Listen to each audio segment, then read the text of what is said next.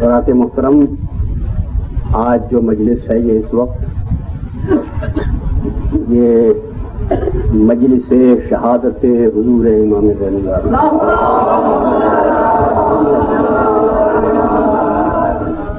آج کی رات اس میں آپ حضرات بیٹھے ہیں، یہ آل محمد کے گھر ویسے ہی صدمے کی رات ہے جیسی شام غریب۔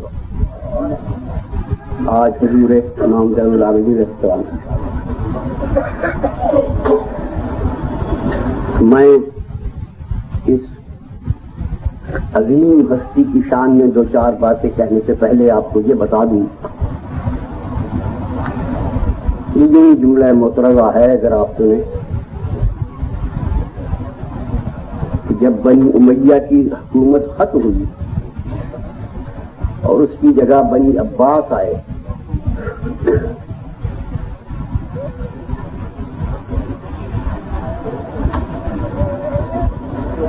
بنی عباس نے بنی امیہ سے حکومت یہ کہہ کے لی تھی، عوام کو یہ بتایا تھا کہ حکومت کرنا ہم ہاشمیوں کا حق ہے۔ اس وقت جو ان کے ساتھ ہو گئے تھے لوگ، وہ یہ سمجھے تھے کہ جب یہ حکومت کا قبضہ کر لیں گے تو حضور امام جعفر صادق کے سپورٹ کر دیں گے۔ یہ عوام کے ذہن میں یہ بات،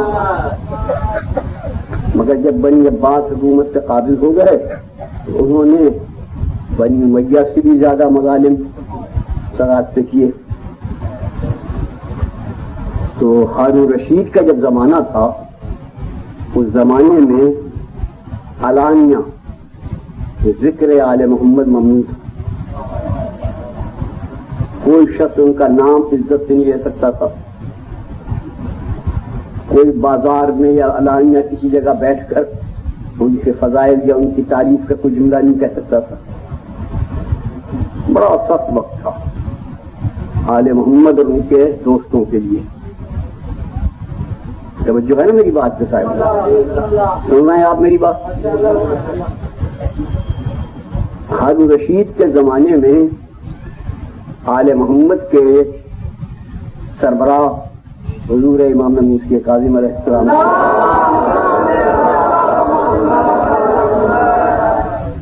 اور جتنی اذیتیں اس سے ممکن تھیں وہ سب حضور امام موسی کاظم کو اس میں پہنچائی۔ تو ابھی آپ مدینہ میں تھے، قید کر کے نہیں لایا تھا یہ کہ اس نے اپنے زمانے کے تمام علماء سے یہ فتویٰ لیا کہ امام موسی کاظم کا وجود کیونکہ حکومت کے لیے مضر ہے، لہذا ان کا قتل جائز۔ سب مولوی صاحبان نے لکھ دیا۔ میری بات سن رہے نا وہ؟ میں پڑھے لکھے حضرات کے لیے یہ بات اور کہہ دوں کہ حضرت عیسیٰ جو پیغمبر ہیں ان کا نام دو طرح لیا جاتا ہے آج کل۔ ایک تو ان کا مذہب ہے، عیسیٰ کے ماننے والے ہیں، وہ کیا کہلاتے ہیں؟ کیا کہلاتے ہیں؟ عیسائی۔ اچھی طرح یاد رکھیے گا، جو مذہبی طور پر حضرت عیسیٰ سے عقیدت رکھتے ہیں وہ کیا کہلاتے ہیں؟ عیسائی۔ اچھی طرح یاد رکھنا، یہ چیزیں آپ کو مولوی صاحبان سے نہیں ملیں گی، یہ مرنگوں سے ملتی ہیں۔ جو مذہبی طور پر عیسیٰ سے عقیدت رکھتے ہیں وہ کیا کہلاتے ہیں؟ عیسائی۔ اور ایک سن بھی ہے عیسوی، ہے یا نہیں؟ آج کل کیا سن ہے بھائی؟ عیسوی 1979 سن ہے۔ اس سن کو آپ عیسائی نہیں کہہ سکتے، یہ سن ہے عیسوی، اور عیسائی کو آپ عیسوی نہیں کہہ سکتے، حالانکہ دونوں کا معنی عیسیٰ والا ہے۔ بات یہ ہے کہ جو وی لگتا ہے نا نام کے ساتھ، جیسے عیسوی، یہ وہاں لگتا ہے جہاں مذہب کا، روحانیت کا، دل کا تعلق نہ ہو، محض دنیا داری کے ساتھ ان سے لگ گئے ہوں۔ جیسے عیسوی، اس میں مسلمان بھی لکھتے ہیں، ہندو بھی لکھتے ہیں، ان کا کوئی عقیدت نہیں عیسیٰ سے۔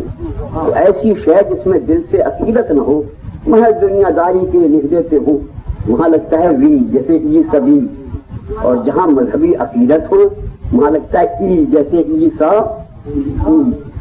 یہ بات جب آپ کے ذہن میں آ گئی تو اب میں آپ سے کہتا ہوں کہ ہمارے مولا ہیں نا، ہمارے مولا ہیں، تو مولا کے ساتھ سب دنیا وابستہ ہے، مگر دو طرح، کچھ نہیں دنیا داری کے لیے، کھانے کمانے کے لیے، کچھ مذہبی عقیدت کے لیے۔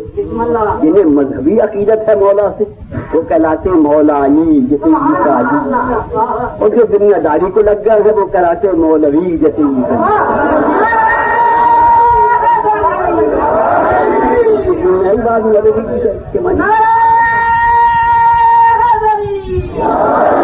مرضی بات نہیں کہہ رہا، میں واقعہ کہہ رہا ہوں بالکل۔ اور اسلامی لٹریچر میں لفظ مولوی معاویہ کے زمانے سے آیا ہے، اس سے پہلے یہ لفظ نہیں تھا کہ یا مولانا تھا یا مولا تھا، یہ مولوی کا لفظ نہیں تھا۔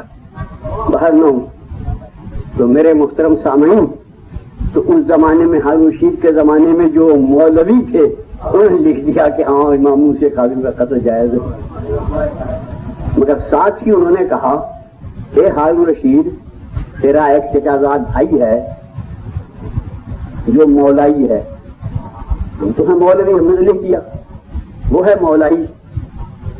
ہم یہ نام تو اس کا کوئی بڑا لمبا چوڑا ہے، بدر الدین احمد، مگر ویسے عام طور پہ وہ اپنے کو بہلول کہتا ہے۔ یہ ہارون کا چچا زاد بھائی تھا، وہ ہم سب سے بڑا عالم ہے، جب تک اس کا فتویٰ نہیں دے گا اس وقت تک ہمارا فتویٰ بیکار ہے۔ میرا چچا زاد بھائی ہے، ہارون رشید کا سگے چچا کے بیٹے تھے جو بہلول کہلاتے تھے، بدر الدین نام تھا ان کا، بدر عباسی، تو ان سے بھی فتویٰ ہے۔ چنانچہ انہیں دربار میں بلایا گیا ہوا ہے، بڑی شان سے، کیا ہے کہ یہ کاغذ ہے، دیکھو،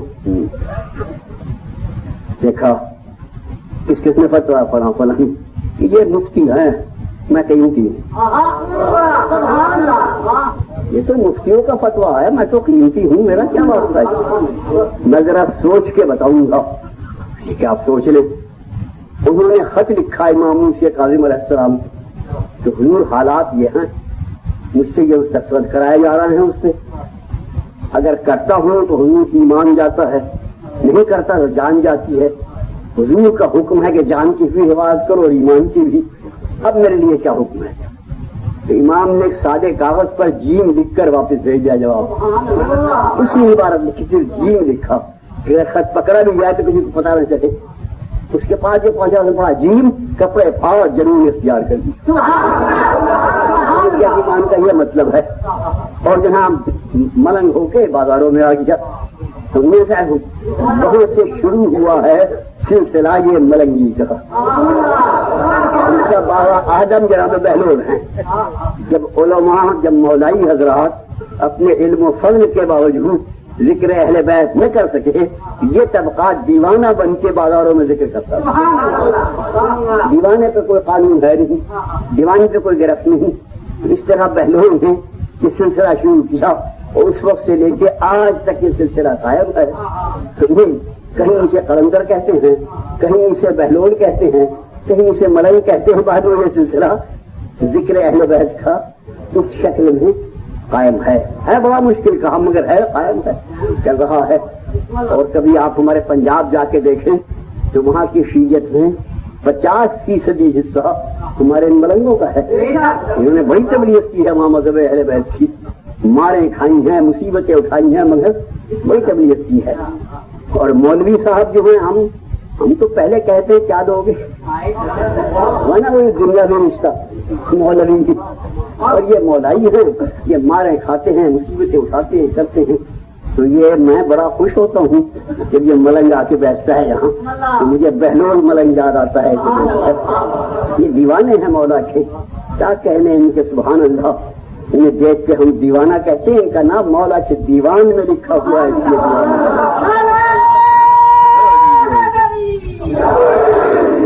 یہ جملہ مترادہ تھا جو آپ سے میں نے کہا، اب آپ یہ سنیں، آج ہے تاریخ شہادت حضور امام زلہ بجی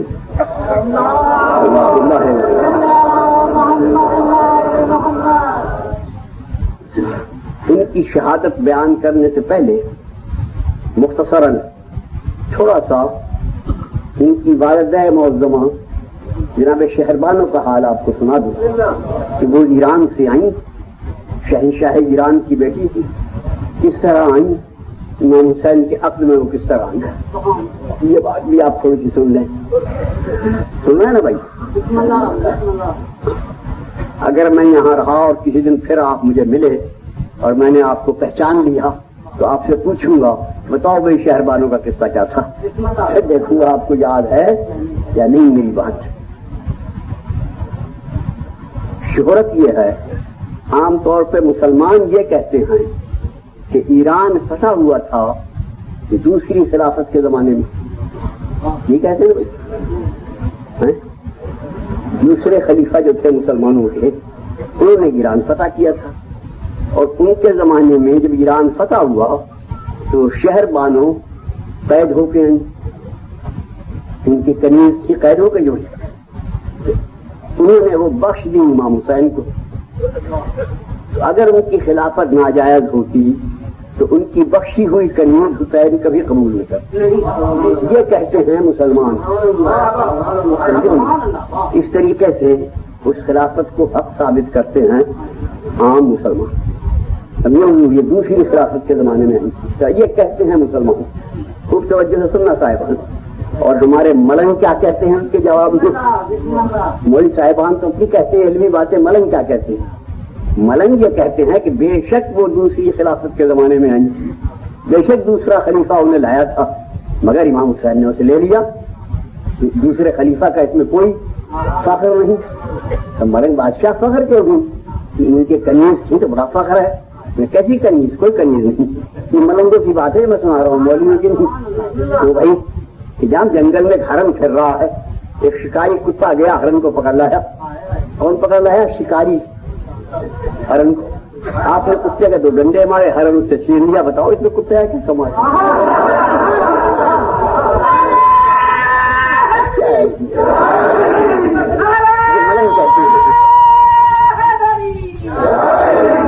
तो मेरे मुहतरम सामीन, अल्लाह आपको सलामत रखे। अब मैं आपको इसका असल किस्सा सुनाता हूँ, बड़े गौर से सुनना। पहले मैं वो सुना दूंगा आपको जो मुसलमान कहते हैं अपने खलीफा सानी की इज्जत बढ़ाने के लिए, उनकी शान को बुलंद करने के लिए जो शहरबानों का किस्सा मुसलमान बयान करते हैं, पहले मैं वो सुना दूँ। इस किस्से से भी वो अजमत जाहिर होती है खानदान आले मोहम्मद की। उन्होंने तो कोशिश की थी इस खानदान को पस्त करने की, मगर अल्लाह जिसे बुलंद करे उन्हें कौन, उससे बड़ी अजमत जाहिर होती है। वो ये कहते हैं मुसलमान, बाकी जो मुसलमान हैं सारे, कि जब हजरत खलीफा सानी ने, ये पता नहीं क्या नाम था उनका, वो तो मुझे याद है, जो भी नाम था उनका, हजरत खलीफा सानी ने जब ईरान पे हमला किया और ईरान को फतह किया, तो बड़े फातिह आजम से उनके जमाने में ईरान फतह हुआ, हजरत खलीफा सानी के जमाने में, समझे ना? उस वक्त ईरान से जो कैदी आए उनमें कैदी हो गई, शहरबान हो गई, वो ये बयान करते। अब उनका बयान पूरा मुफस्सल सुने, वो क्या कहते हैं? वो कहते हैं कि जब अरबों ने शाह ने ईरान के महल पे कब्जा किया तो भला बताओ खाना बदोश अरब,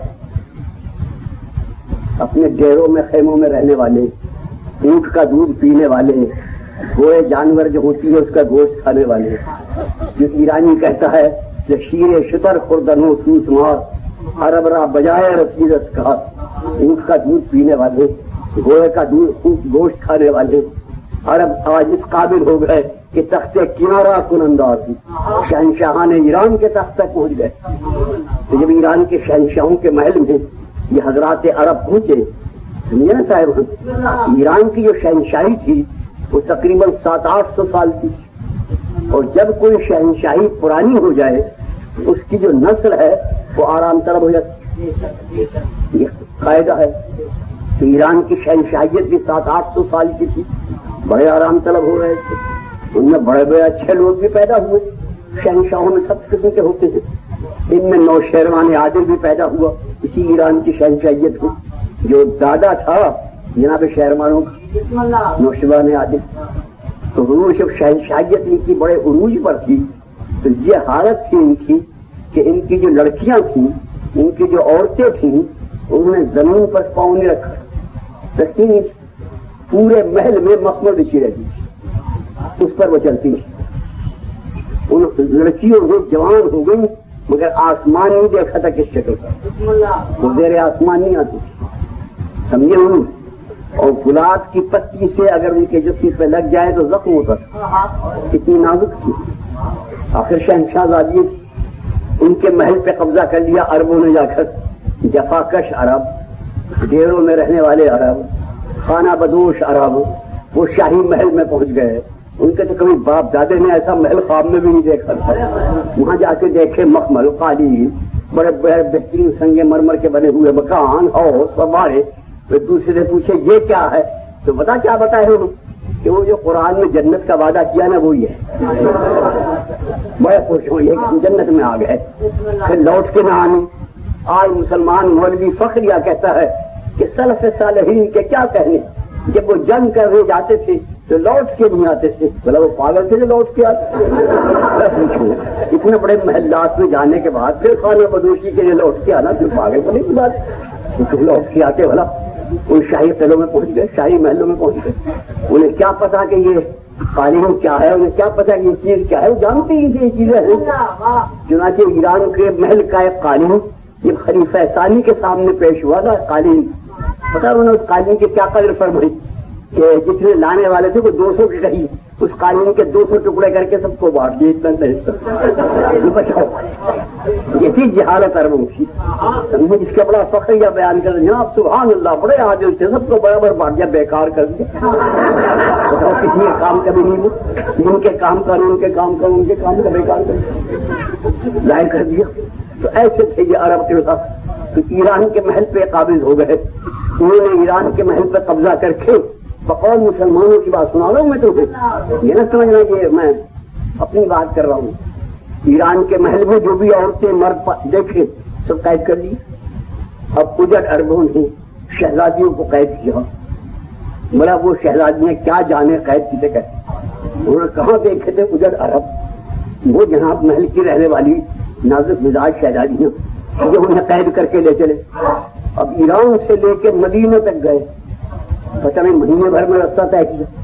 اس مہینے میں وہ شہزادیاں بھی چاہیے، بڑی مصیبت سے گئی بچے بقول مسلمانوں کے۔ اب ان سے کہا گیا تم ہمارے امیر کے سامنے پیش ہو۔ ان لڑکیوں نے سوچا کہ جیسے یہ ہیں ان کا امیر ان کا بھی امیر، جیسے یہ ویسی وزن کیسا ہو، بڑی ڈری ہوئی تھی۔ انہیں لے جا کے دربار خلافت میں کھڑا کر دیا بقول مسلمانوں۔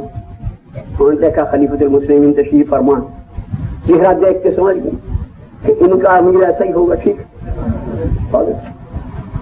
کھڑے کھڑے جب کافی دیر ہو گئی شہزادیوں کو بقول مسلمانوں کی، تو امیر نے کہا کہ ان قیدیوں کا فیصلہ کرنے کے لیے علی کو بلاؤ۔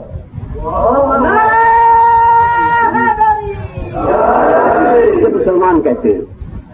اب وہ لڑکیاں تھوڑی تھوڑی زبان سمجھنے لگی تھی قید میں رہنے سے، ایرانی بات نہیں ہوتی، تو ان کا کہ جیسے یہ ہیں ویسے ہی علی بھی ہوگا، وہ ان کا جج ہے اس لیے اسے بلایا ہے، جیسے یہ ہیں ویسے ہی وہ بھی ہوگا۔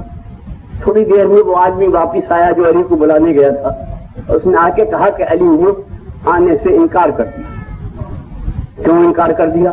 کہ وہ کہتے ہیں کہ تمہارے دربار میں شہزادیاں آئی ہیں، ان کے ہاتھ بندھے ہوئے ہیں، جس طرح میں اپنی زینب کو قید نہیں دیکھ سکتا میں کسی شہزادی کو قید نہیں دیکھ سکتا۔ پہلے ان کے ہاتھ کھولو، انہیں آرام سے بٹھاؤ، اس کے بعد میں آؤں گا۔ جو ان کے ہاتھ کھلے انہیں آرام سے بٹھایا۔ اب لڑکیوں نے کیا سوچا، یہ تو کوئی بڑا شریف آدمی جس نے آنے سے پہلے ہم پہ اتنی مہربانی کر۔ اب ان خود یہ چاہنے لگی کہ وہ آئے کسی طرح، وہ آ کے ہمارا فیصلہ کہے۔ تو جو ہے نا بھائیوں، اسے کہتے ہیں بدن کسی نے فتح کیے، دل کسی نے جیت لیا۔ چنانچہ انہیں بٹھا دیا گیا آرام سے۔ اب وہ شہزادی دعا مانگ رہی ہیں کہ یا اللہ علی آ جائے جو اتنا کریم ہے، جس نے آنے سے پہلے ہمارے ہاتھ کھلوا دیے۔ تھوڑی دیر میں وہ دیکھتی کیا ہیں کہ سامنے سے علی آ رہے ہیں اور دونوں شہزادے ساتھ۔ اب جو انہوں نے علی کو شہزادوں کو دیکھا کہیں یہ تو ان میں سے نہیں، یہ ان میں سے نہیں، اس کی تو شکل بھی ان جیسی نہیں، اس کا انداز بھی ان جیسا نہیں، یہ ان میں سے نہیں، یہ تو کوئی اور ہی ہے، یہ ان جیسا نہیں۔ تو آ کے بیٹھ گئے۔ اب ان لڑکیوں کی نظر علی پہ جم گئی۔ یہ مسلمان کہتے ہیں تو بلا غور سے سننا۔ علی نے پوچھا ان قیدی عورتوں میں شہزادیاں کون کون ہیں؟ تو دو لڑکیاں کھڑی ہو گئی کہ قبلہ ہم شہزادیاں ہیں، میرا نام شہر بانو ہے اور اس میری بہن کا نام قد بانو ہے، اور ہماری تیسری بہن بھی تھی اس کا نام ہند بانو تھا، وہ ہندوستان چلی گئی، یہاں نہیں آئی۔ تو جو ہے نا صاحب تم شہزادیوں کے ہاں آگے آؤ، آگے شہزادیوں تم شاہوں کی بیٹی ہو، تمہارا شاہانہ مزاج ہے، تم مسلمان ہونا چاہتی بولو۔ میرا قبلہ ہم تو جانتے نہیں مسلمان کسے کہتے ہیں، نہ ہمیں اسلام کسی نے بتایا، پر ایک بات ہم کہتے ہیں کہ جو آپ کہیں ہمیں منظور۔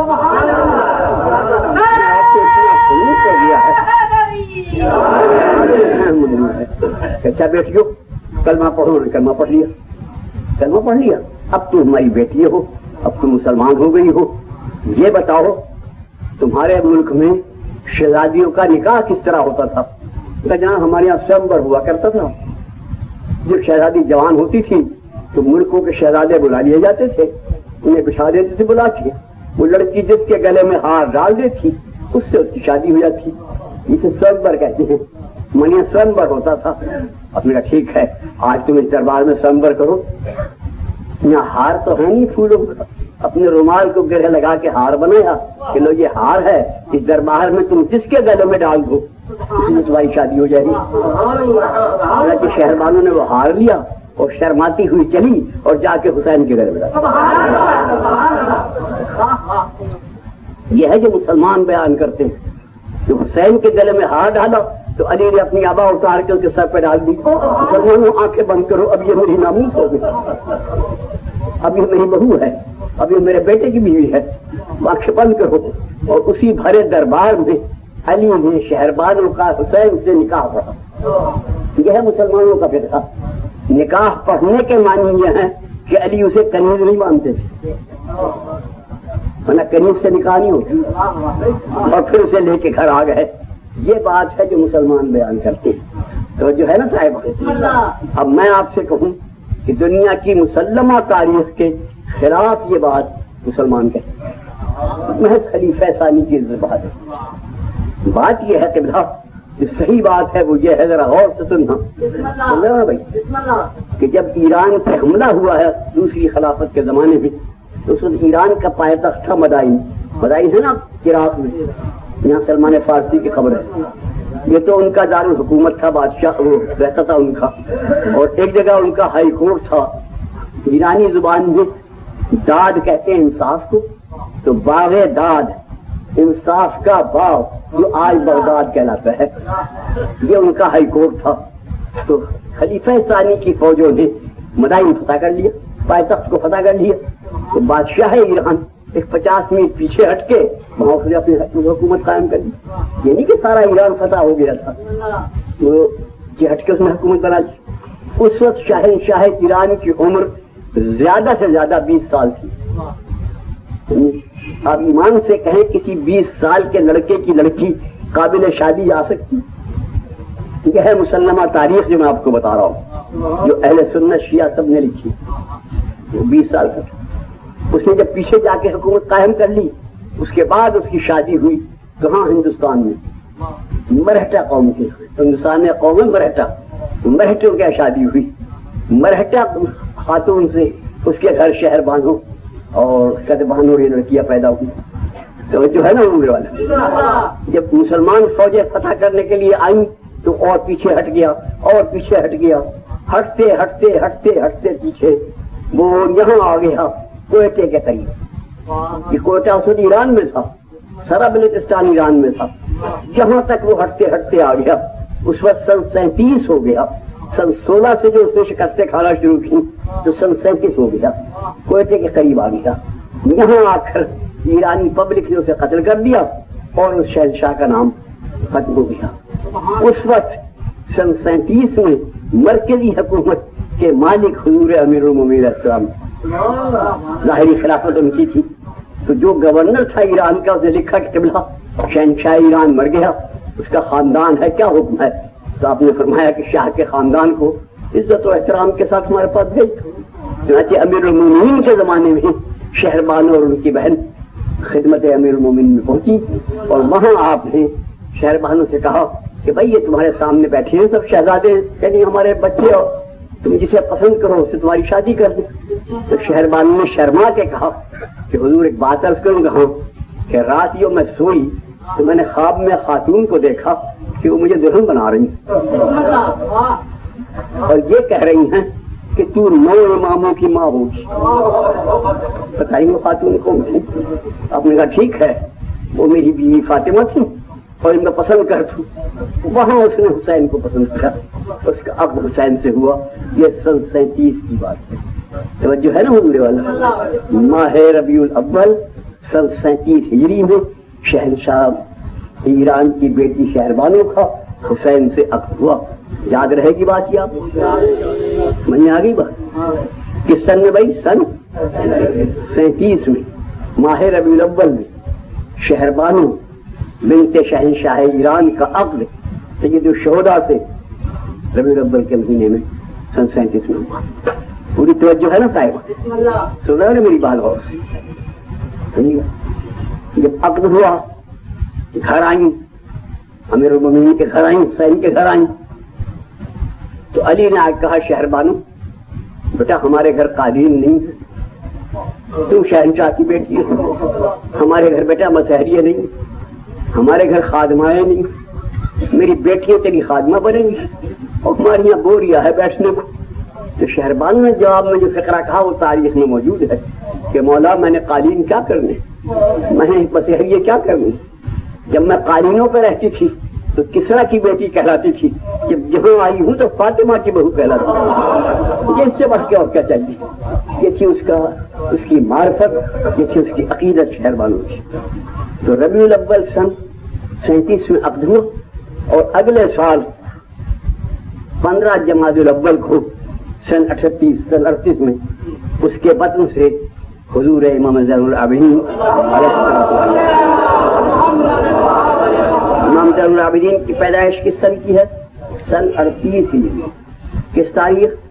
15 جمادی الاول سن 38 ہجری کو شہربانو کے بطن سے حضور امام زین العابدین السلام پیدا ہوئے.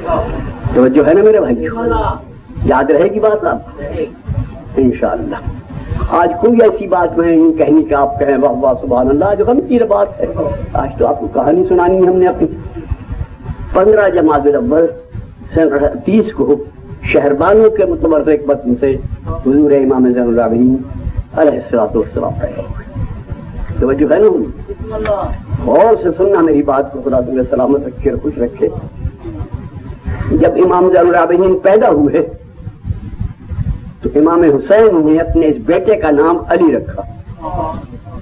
عرب میں یہ دستور ہے کہ دادا کے نام پہ نام رکھے. آپ نے اپنے بیٹے کا نام رکھا علی, چنانچہ آپ کا اصلی نام ہے علی اور آپ کا خطاب ہے زین العابدین. اور جب یہ پیدا ہوئے حسین نے انہیں ایک سفید کپڑے میں لپیٹا اور مسجد میں لے گئے, اور مسجد کے محراب میں لٹا کے 2 رکعت نماز پڑھی اور کہا خدا بندہ یہ امانت تو نے میرے سپرد کی تھی, میں اسے تیرے نظر کرتا, تو جانے اور علی ابن حسین جانے. تو یہ کہہ کے مسجد میں چھوڑ کے چلے آئے. سن رہے ہو نا بھائی بات؟ حسین تو مسجد میں چھوڑا ہے, علی گئے مولا, وہاں جا کے 2 رکعت نماز پڑھی, خدا بندہ حسین تو تیری سپرد کر گیا, میں تو اس سے مانگنے آیا. چنانچہ امیر المومنین نے اپنے پوتے کو اٹھا لائے اور کہا لو زینب, لو حسین, اب اسے میں مانگ کے لایا ہوں, اسے میں پرورش کروں گا, یہ میرا وارث ہوگا, یہ میرا بیٹا ہوگا. چنانچہ جامع امیر علیہ السلام نے ان کو پرورش کرنا شروع کیا, زینب نے پالنا شروع کیا. اور بیچ میں یہ بات بھی آپ کو بتانا چاہوں, جب دوسرا بیٹا علی اکبر پیدا ہوا اس وقت بھی حسین نے یہی کیا تھا کہ مسجد میں لٹا دیا چلے جا کر. اس وقت علی موجود نہیں تھے, تو اس وقت علی اکبر کو مسجد سے زینب اٹھا کے لائی کہ خدا بندہ یہ میں مانگتی ہوں. سنا آپ نے؟ اور جب تیسرا بچہ علی اصغر ہوا تو اس وقت نہ زینب گئی نہ علی, खुद हुसैन उसे मांग के लाए थे, खुदावंदा इसे मैं मांगता हूँ। उसका नाम आपने अब्दुल्ला रखा, इसीलिए हुसैन की कुन्नत है जो आप ज़ियारत में कहते हैं अस्सलामु अलैका या अबा अब्द। ये अब्दुल्ला के बाप, ज़ैनुल आबिदीन के बाप नहीं, अली अकबर के बाप नहीं, अब्दुल्ला के बाप। क्योंकि ज़ैनुल आबिदीन अली के हिस्से में आ गए थे, अली अकबर ज़ैनब के हिस्से में आ गए थे, अब्दुल्ला हुसैन के हिस्से में आए थे, इसलिए वो कहलाते हैं बाप। इमाम ज़ैनुल आबिदीन को अमीर ने पालना शुरू किया।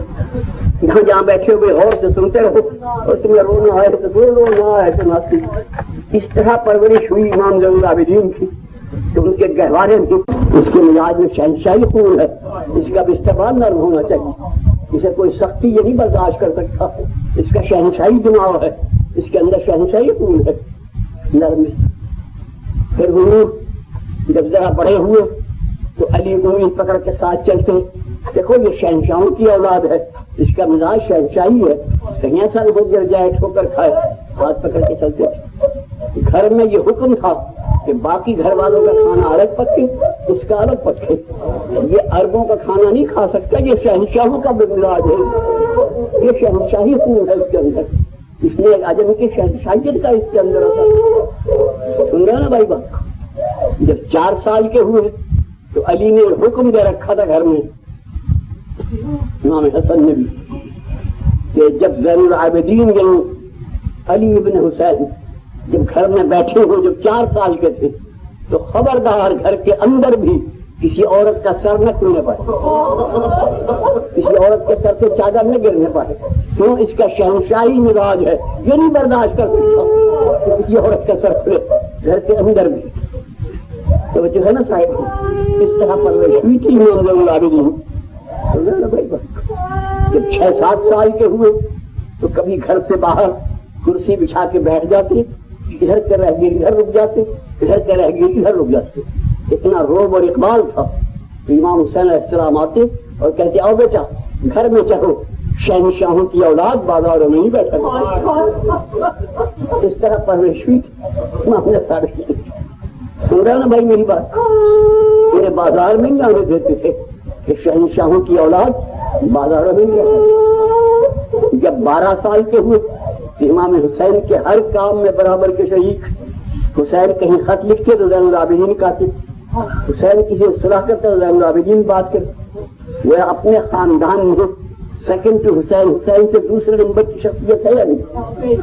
जो है ना, दुनिया के ताजिर आते हैं, दुनिया के सज्जाद आते हैं और कहते हुजूर हम उस बच्चे को देखना चाहते हैं जिसके मिजाज में, जिसके जिस्म में दधियाल की तरफ से भी शहनशाही खून है, ननियाल की तरफ से। तो आप कहते ना मेरे बेटे को ना देखो, उसे नजर लग जाएगी, मेरा शहनशाह बेटा है, मेरा बादशाह बेटा है। तो लोगों की दिल को बर्दाश्त नहीं करता, लोगों के मजमे को बर्दाश्त नहीं करता। पूरी तवज्जो है ना मेरे मुख्तलिफ। मैं बात को मुख्तसर करता है कुछ कर रहा हूं। जब 19 साल के थे, 18 साल के सिन में इमाम हसन की साहबजादी की शादी, और जब 20 साल के थे इमाम मोहम्मद बाक़िर अलैहिस्सलाम 1.25 साल के थे। उस वक्त जब 20-21 साल के थे तो हुसैन मदीने से रवाना हुए। सुन रहे हो ना भाई बात? सब कहानी के तौर पे बात है, याद रखें। तो हुसैन ने ऐलान फरमाया कि हम जा रहे हैं, हमारा मकसद शहादत है, हम किसी को ये नहीं कहते कि हमारे साथ चले, जिसने शहीद होना हो हमारे साथ, ये ऐलान।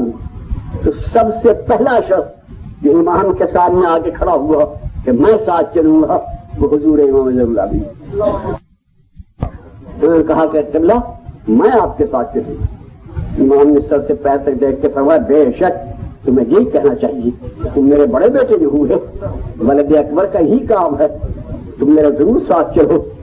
मगर बेटा एक बात सुनो, इस सफर में 2 किस्म के जिहाद करने पड़ेंगे, एक जिहाद असगर, एक जिहाद अकबर। तुम कौन सा जिहाद करोगे बेटा? अब्बा जरा वजाहत फरमाए। चलना बेटा, करबला के जंगल में 3 दिन का भूखा प्यासा रहकर तलवारों से टुकड़े होकर मर जाना, ये जिहाद असगर है। सुनो बेटा, सुन लिया हो, اور ماں بہنوں کو ننگے سر لے کے بازاروں میں جانا. بیٹا جہاد اکبر. بولے تم کون سا جہاد کرو گے؟ امام زین العابدین نے عرض کیا بابا کیونکہ میں فرزند اکبر ہوں میں جہاد اکبر کروں گا. بڑا جہاد کروں گا میں آپ کے ساتھ چلوں گا. یہ بڑا جہاد میرے حصے میں ہے میں یہ جہاد کروں گا میں چلوں گا ساتھ. چھوٹے چھوٹے واقعات آپ سے عرض کرتا چلوں تاکہ یہ سوانح عمری آپ کے ذہن میں ہو جائے تھوڑی سی. اچھا بیٹا بسم اللہ ہمارے ساتھ چلو. ایک فہرست بناؤ ساتھیوں کی جو چلیں گے. آپ نے فہرست بنا کے پیش کی. فہرست جو بنائی اس کے شروع میں آپ نے لکھا تھا بسم اللہ الرحمن الرحیم نصر من اللہ و فتح قریب. امام نے فرمایا بیٹا زین العابدین نصر من اللہ وہ لکھتے ہیں جو لڑنے جائیں. میں تو میرے لال مرنے جا رہا ہوں تم لفظ کاٹ دو اور اس کی جگہ لکھو بسم اللہ الرحمن الرحیم انا للہ یہ لکھ دیا.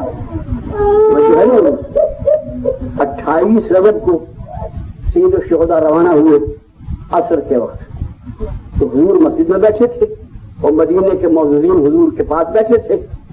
قمر بنی ہاشم نے آ کے عرض کیا قبلہ امام زین العابدین کا حکم ہے کہ اب محمل میں سوار کرایا جائے.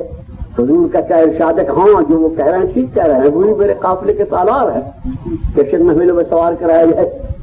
ایک ناکا آتا تھا دروازے پر منادی آواز دیتا تھا حسن کی بیوہ کی سواری حاضر. بیوہ حسن آتی قاسم ان کا بازو پکڑ کے سوار کرتا. اس کے بعد کسی نے کہا لیلا کی سواری ہے انہیں علی اکبر نے سوار کرایا. جو خاتون آتی جس کا محمل آتی اس کا بیٹا بھائی سوار کرا تھا.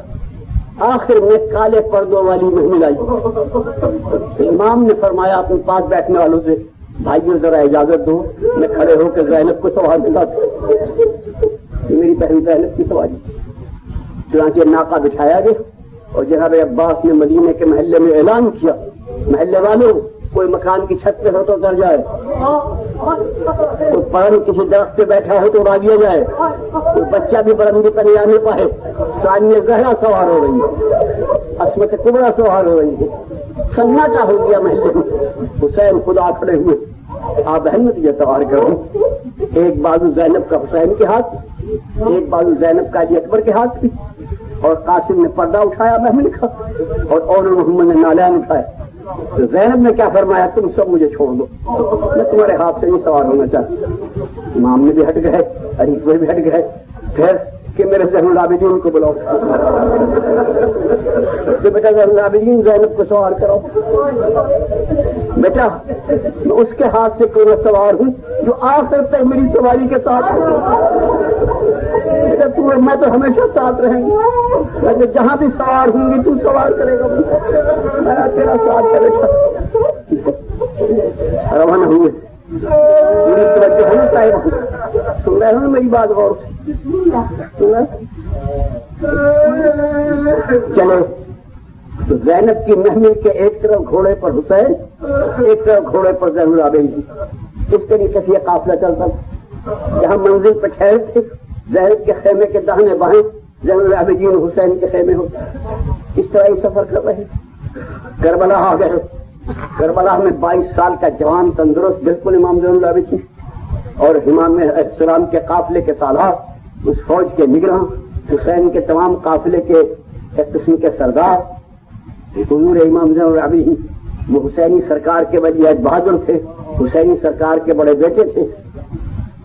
میرے محترم سامعین, جب 9 محرم آئی, خوب سن رہا ہوں نا بات کو, تو 9 محرم کی شام کو حضور زین العابدین کو بخار ہوا اور بخار سے آپ کو بے ہوشی ہوئی. اس سے پہلے بالکل تندرست. 9 کی شام کو بیمار ہوئے اور شب عاشور جو ہے اس روز بالکل بے ہوش, بخار. سن رہے بچوں میری بات؟ اس شب میں, شب عاشور میں امام زین العابدین کو ایک مرتبہ ہوش آیا. رش سے آنکھ کھولی, اٹھ کے بیٹھے. اگر تم سن سکتے ہو تو میں وہ سنا دوں تمہیں بات. میں اس لیے کہتا ہوں سن سکتے ہو کہ ایک مرتبہ حیدرآباد میں یہ واقعہ پڑھا گیا تھا، میں اپنے پڑھانا چاہتا ہوں. تو کئی تم جیسے نوجوانوں نے اپنے چاقو مار دیے تھے، اس لیے میں اسے بڑا نرم کر دیتا ہوں اور کہہ دیتا ہوں بھائی اگر سن سکتے ہو تو سنو. امام زین العابدین کو رات کو ہوش آیا کہ شب عاشور کی بات ہے، 9 اور 10 کی درمیانی شب تھی.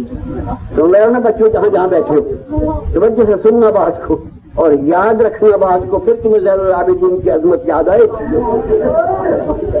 جب حضور سید الشہداء نے شب عاشور اپنے تمام فوجیوں کو بلا کے حکم دیا، فرمایا کہ تم جا سکتے ہو، اگر جانا چاہو تو جا سکتے. اور حضور کے ساتھیوں نے جانے سے انکار کیا کہ قبلہ ہم نہیں جائیں گے آپ کو چھوڑ کر، ہم نہیں کہاں جانا. تو آپ نے انہیں دعا دی اور دعا دے کے فرمایا کہ میرے محترم ساتھیوں، میرے معزز ساتھیوں، تم جیسے ساتھی تو نانا رسول کو نہ ملے، میرے باپ علی کو نہ ملے، تمہارے جیسے وفادار تو کسی نبی کو نہ ملے. میں تمہارا بڑا شکر گزار ہوں، میں تمہارا بڑا احسان مند ہوں. تم ایک کام کرو، اپنے خیمے اکھاڑ لو جہاں جہاں لگے ہوئے ہیں، اور یہ سادات کے خیمے ہیں نا ان کے قریب اپنے خیمے لگا لو چاروں طرف، سنا آپ نے؟ تاکہ یہ بے حیا فوج اگر رات کے اندھیرے میں حملہ کرے تو تم سیدانیوں کی حفاظت کرو. چنانچہ 72 ساتھیوں نے اپنے خیمے سیدانیوں کے خیموں کے قریب چاروں طرف لگا لیے. خیمے لگ گئے رات کے تقریباً 11 ساڑھے 11 بجے کا وقت سمجھو. اصحاب اپنے خیموں میں بیٹھے، کسی نے قرآن پڑھنا شروع کیا، کسی نے دعا پڑھنی شروع کی، کسی نے مناجات پڑھنی شروع کی، یہاں تک کہ فوجی یزید راوی ہے تو ان کے خیموں سے اس طرح آواز آ رہی تھی جسے شہد کے چھتے سے مکھیوں کی آواز آتی. اس طرح وہ قرآن پڑھ رہے تھے، دعائیں پڑھ رہے تھے. جب وہ قرآن پڑھ رہے تھے، دعائیں پڑھ رہے تھے، تو اپنے بیماری کے خیمے میں لیٹے ہوئے امام زین العابدین کو غش سے پاپا آنکھ کھولی، اٹھ کے بیٹھ گئے. جو خاتون آپ کی تیماردار تھی اس نے کہا حضور کیا بات ہے، آپ اٹھ کے بیٹھ کے کہاں؟ ذرا میری طبیعت تو کافی خراب ہے، تو اس وقت میرا غش جاتا رہا، میں بیٹھ گیا ہوں. ٹھیک ہے، یہ آواز کس کی آ رہی ہے؟ سنو گے بھائی غور سے بات کو، اجازت ہو تو کہہ دوں اجازت. امام نے اس خاتون سے پوچھا یہ آواز. اس خاتون نے کہا کہ حضور کے جو فدائی ہیں، حضور کے جو جانباز سپاہی تھے، ان کے خیمے قریب لگے ہوئے ہیں، وہ اپنے خیموں میں دعائیں پڑھ رہے ہیں، قرآن پڑھ رہے ہیں، ان کی آواز ہے. اچھا یہ بات ہے، میرے ابا کہاں ہیں؟ کہ اپنے خیمے میں مسلح پہ بیٹھے کہ تم جاؤ میرا سلام کہو کہ زین العابدین ہوش میں ہے، ذرا میری بات سنو. اس خاتون نے جا کے امام کو پیغام دیا. امام اٹھ کے امام زین العابدین کے خیمے میں آئے. زین العابدین تعظیم کو اٹھے. حسین نے بیٹھو میرا لالا، تعظیم کو نہ اٹھو، بیٹھ جاؤ. بیٹے کو گود میں لے کے حسین بیٹھ گئے. حسین کے آنسو جاری ہیں، زین العابدین کو سینے سے لگا رکھا ہے اور کہہ رہے ہیں میرا لال جلدی اچھے ہو جاؤ، میرا لال تم نے بڑا کام کرتا، تمہارے دن میں بڑی خدمت ہے، جلدی تندرست ہو جاؤ. بڑی دیر تک ہو گئے. سن لو میرے بھائی. اور پھر پوچھتے کیوں زین العابدین بیٹا تم نے ہمیں کیوں یاد فرمایا؟ امام کہتے ہیں ابا میں اعتراض نہیں کرتا، میں یہ گستاخی ہے اعتراض. ایک بات کہتا ہوں. ہاں کہو بیٹا. یہ جو ہمارے اصحاب ہیں، یہ جو حضور کی فوج ہے، یہ بڑے باعزت ہیں، ان کی عزت بہت بڑی ہے. قبلہ ان کی آخری خدمت جو ہے دفن کی وہ میں کروں گا، آخری خادم ان کا میں ہوں گا. اور قبلہ میں آپ سے وعدہ کرتا ہوں کہ ان میں سے ہر ایک کی قبر پہ کھڑے ہو کے میں کہوں گا کہ میرے ماں باپ تجھ پہ قربان. اتنے باعزت لوگ ہیں، اتنے بااحترام لوگ ہیں. میرے دل میں ان کا بڑا وقار ہے، میرے دل میں ان کی بڑی عزت ہے. اور قیامت میں ابا یہ پہلے جائیں گے، میں ان کے بعد جنت میں جاؤں گا. میں خود ان کو ایک کو لے کر اپنے جد رسول اللہ کے پاس جاؤں گا، اپنے دادا حیدر کرار کے پاس جاؤں گا. میں تو ان کا خادم ہوں، یہ بہت باعزت ہے. اور یہ تقریر کرنے کے بعد امام فرماتے ہیں بھائی گزارش ہے، ہاں بیٹا کہو کہ ان کے خیمے ذرا قریب ہیں، خیر کہ ہماری مستورات تک، میری ماں پھوپھیوں بہنوں تک ان کی آواز آ رہی ہے. اتنی ہی باعزت رہی میں تو نامحرم میں یہ نہیں برداشت کرتا کہ ہماری عورتوں تک کسی نامحرم کی آواز آئے ذرا ان کے خیمے فاصلے سے کرا دیں. تو یہ جو کہا تو سید الشہداء تو بیٹھے تھے یا کھڑے ہو گئے؟ پھر بیٹھے پھر کھڑے ہوئے پھر بیٹھے 5-6 دفعہ اٹھے بیٹھے اور امام کو پھر گود میں لے کر کے بیٹا زین العابدین آج رات تو ایسے ہی رہنے دو، کل رات جو آئے گی تم جاننا اوپر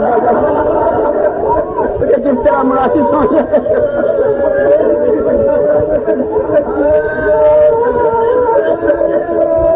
آج رات کو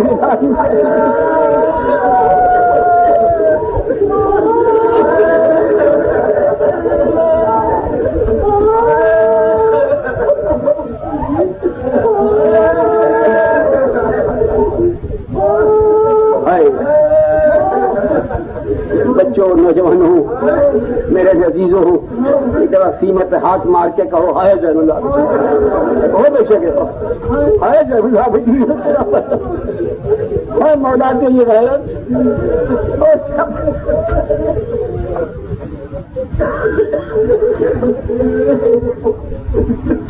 اس کے بعد پھر غشی ہو گئی. سن رہے بھائی میری بات؟ اب صبح تک پھر اسی طرح بچی. صبح کی نماز کے وقت ذرا افاقہ ہوا، لیٹے لیٹے نماز پڑھی پھر لیٹ گئے. اس کے بعد پھر ہوش آیا. وہ کس موقع پر وہ میں بھی سناتا ہوں آپ کو. اب کس موقع پہ ہوش آیا سن رہے ہو نا میری بات؟ اور سے سننا تب لطف آئے گا آپ کو، پھر پتہ چلے گا آپ کا یہ امام کس شان کا امام. اب کب ہوش آیا؟ دن میں کس وقت امام کو غشی سے ہوش آیا؟ جب شہزادہ علی اکبر رخصت ہو رہے تھے.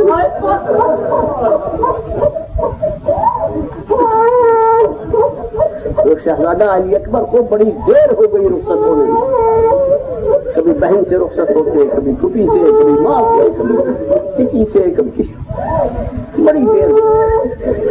فوجی یزید کے سپاہی راوی ہیں، ہم نے دیکھا کہ حسین کے دروازے کا پردہ اٹھتا پھر گر جاتا.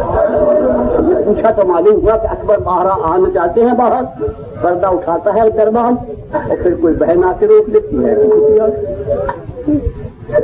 کافی دیر ہو گئی. تو امام نے فرمایا، امام حسین علیہ السلام نے جو گھر میں تھے کہ بیویوں مسافر کا رفتہ نہ روکو جانے دو.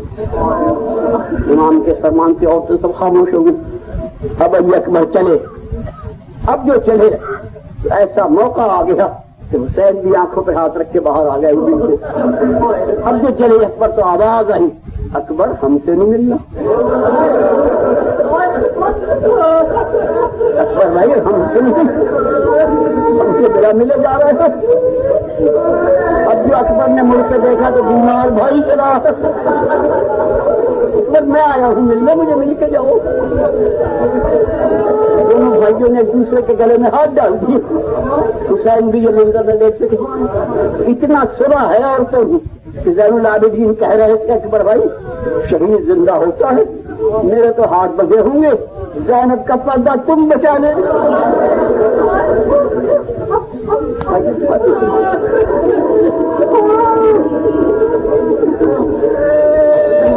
سن لو ذرا میری بات میرے بچوں، میرے عزیزوں.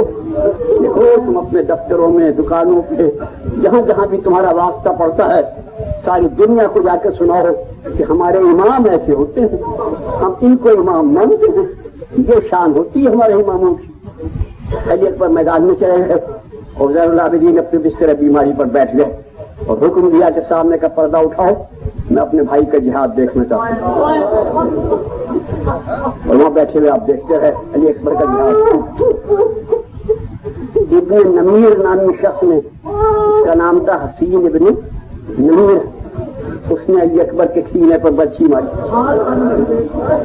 اور برچھی جھٹکا دے کے جو نکالی تو اس کا پھل تو وہی رہ گیا، اس کی چوب اس کے ہاتھ میں آ گئی. اور وہ جو چوب اس کی برچھی کی اس کے سرے پہ اکبر کا خون. اس خبیث نے یہ حرمزدگی اور شیطنت کی کہ خون آلود برچھی بند کر کے کہا حسین یہ دیکھو تمہارے اکبر کا خون. سن رہے بھائی؟ امام زین العابدین جو دیکھ رہے تھے اب کا پردہ گرا دو. نہیں دیتے اور پھر بے ہوش ہو گئے. سنیے آپ بچوں، یاد ہے آپ کو اپنی امی کو کیا حرکت کی؟ یاد ہے تمہیں؟ تو اس نے برچھی ماری، پھر یہ حرکت کی، کیوں برچھی دکھائی؟ یاد رہے گی تمہیں بات؟ یاد ہے نا؟ تو بھائی یاد ہے یہ بات؟ اب سنو میری بات اور کہو ساری روح زمین کے انسانوں کو کہ دیکھو امام اسے کہتے ہیں، ہم انہیں امام مانتے ہیں. ملتان کے ضلع میں پاکستان میں ایک ریاست ہے بوسن اسٹیٹ، وہاں کا سربراہ یہ واقعہ سن کے شیعہ ناشری ہو گیا تھا جو میں ابھی تمہیں سنانے جا رہا تھا. منظر ابھی بے ہوش ہو گئے تھے اور یہ ابن نمیر قاتل اکبر کا سر لے کے چلا گیا. 1 سال کے بعد واقعہ کربلا کے اگلے سال یزید نے مدینے پہ چڑھائی اور اہل مدینہ کو قتل کرایا، قتل عام کرا دیا مدینے والوں کا. بڑا لمبا قصہ ہے یہ واقعہ ہررا کہلاتا ہے جو مدینے والوں کا قتل عام ہوا تھا. وہ فوج یزید نے بھیجی تھی مدینے میں قتل عام کرنے، اس کا نائب سپہ سالار یہ ابن نمیر تھا.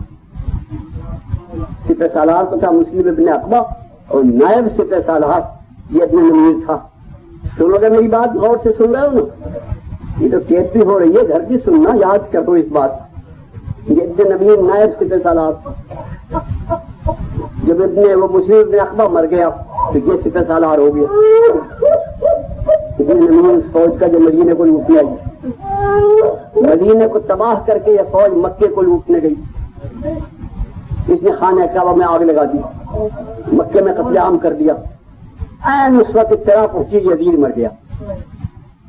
یزید کے مرنے کی جو خبر آئی تو جتنی فوج تھی ابن نمیر کے ساتھ اس سے ابن نمیر کو اکیلا چھوڑ کے بھاگ دی.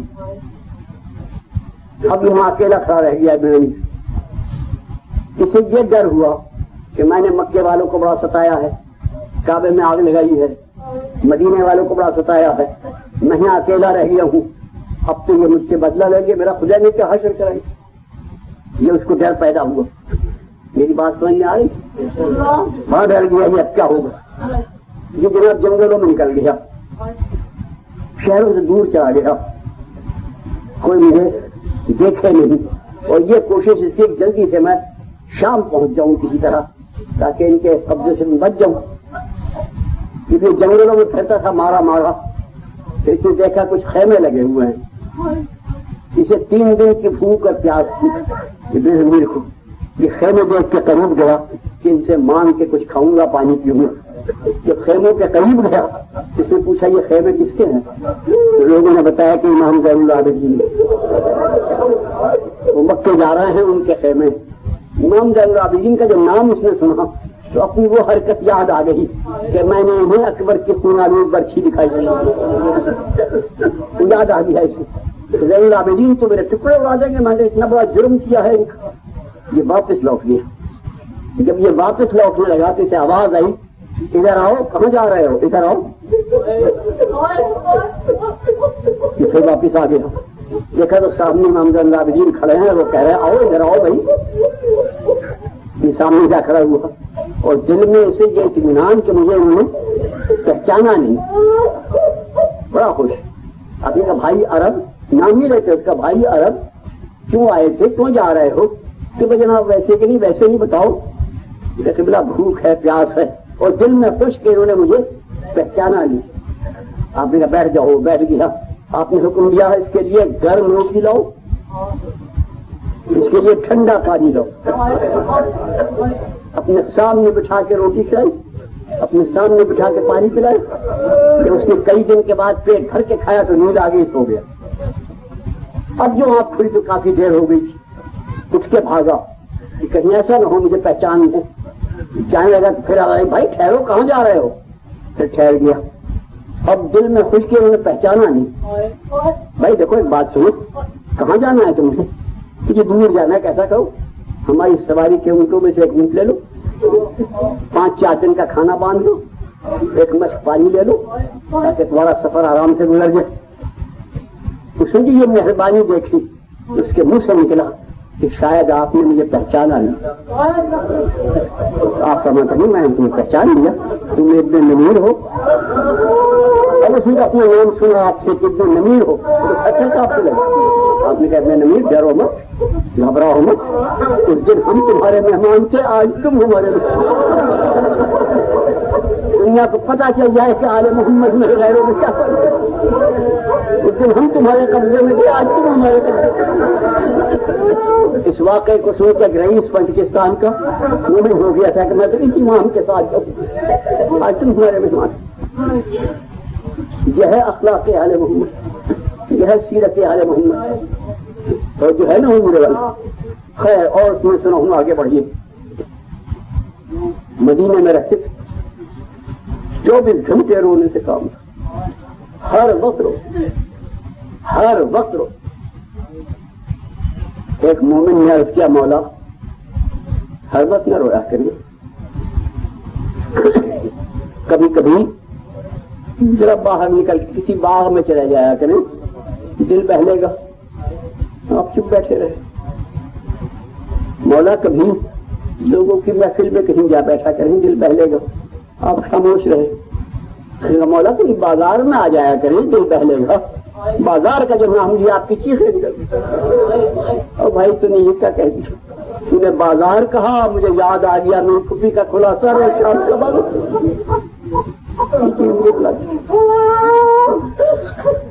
ہر وقت روتے جو ہے نا صاحب, یا نماز یا رونا, روتے روتے نماز پڑھنا. اسی لیے آپ زین العابدین کہلاتے ہیں. اگر نماز میں عزائے حسین شامل ہو جائے تو عبادت کی زینت ہو جاتی ہے. اسی لیے حضور زین العابدین کہلاتے ہیں. آزاداری بھی, نماز بھی عبادت, ہر وقت رونا. کوئی واقع ہیں مگر میں تھک گیا, آپ سادہ سنا نہیں سکتا آپ کو.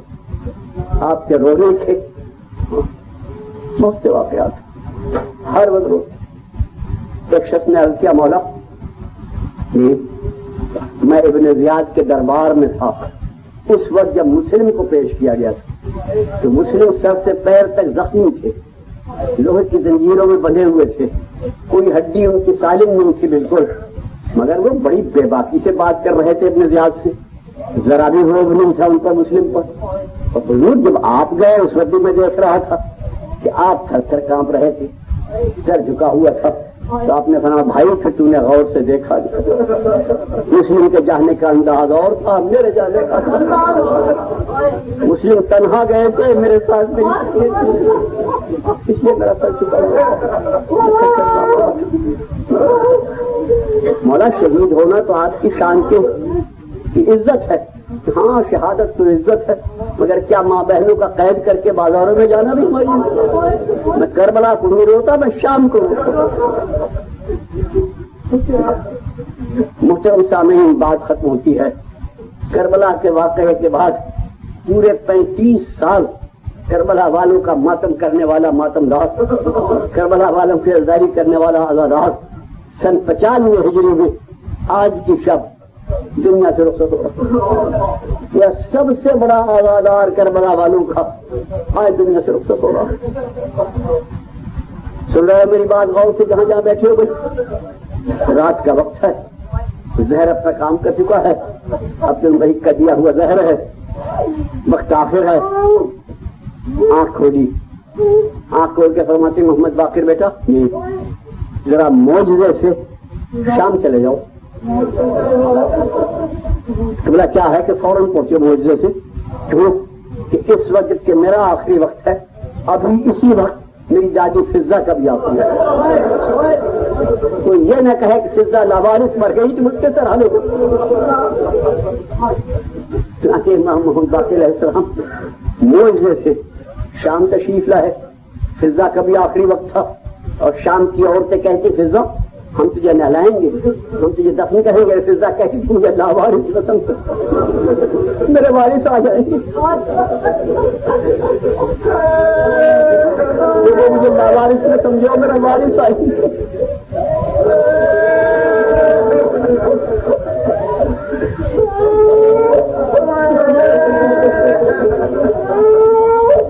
اور امام پہنچ گئے,